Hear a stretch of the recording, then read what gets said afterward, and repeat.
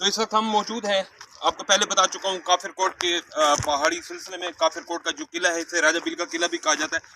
तो ये वो 8वां मंदिर है जो यहाँ पे मौजूद है, जिसमें हम आपको दिखाने जा रहे हैं कि ये मंदिर जो है 2000 साल कबल बनाए गए थे और अब किस पोजीशन में है। हम ऊपर जा रहे हैं, तो आप भी हमारे साथ चलते रहिए। हम आपको इनकी आज जो है मुकम्मल हिस्ट्री बताएंगे कि ये सकाफती विरसे आज से 2000 साल कबल जो है उनसे भी पहले तामीर किए गए थे। इनको पहले मैं आपको बता चुका हूँ कि राजा बिल का किला भी कहा जाता है। राजा बिल का किला क्यों कहा जाता है, इस हवाले से तारीख में कुछ खास इसके बारे में नहीं बताया गया। काफिर कोट का किला इनको कहा जाता है और ये मंदिर है तकरीबन 2000 साल कबल बनाए गए थे और यहाँ पे हिंदू जो है अपनी पूजा करते थे।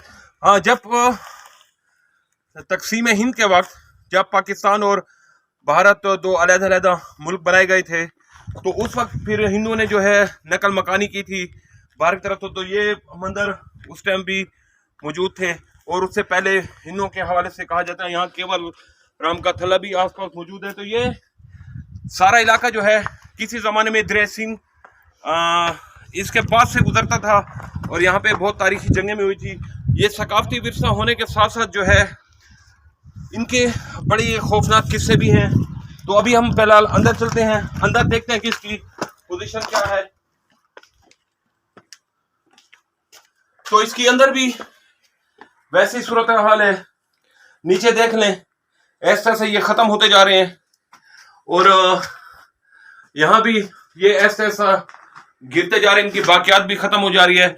जो आर्कियोलॉजी है डिपार्टमेंट सैर व सियाहत वो भी इस पर कोई खास तवज्जो नहीं दे रहा, बस नाम निहाद जो है इसको महफूज बनाने के लिए इकदाम के दावे किए जाते हैं लेकिन रिजल्ट जो है वो सिफर है। तो बाहर चलते हैं, हम बाहर देखते हैं।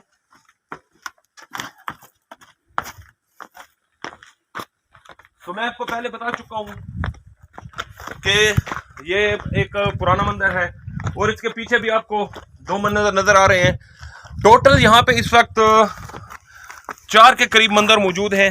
8 थे, 4 मंदिर जो है बिल्कुल ख़त्म हो चुके हैं, उनकी बाकियात जो है बिल्कुल ख़त्म हो चुकी है और 4 मंदिर अब बराए इनाम रह गए हैं और ऐसा ऐसा ये भी ख़त्म होते जा रहे हैं। और कुछ किताबों में इस हवाले से ये भी लिखा हुआ है कि ये वाकई पुरस्कार किले हैं, इनके अंदर कुछ तारीख मौजूद है, कुछ ऐसे वाक़यात हादसात यहाँ पे ज़रूर हुए थे जिसकी वजह से कुछ न कुछ ऐसी बातें हैं जो तारीख में पोशीदा हैं।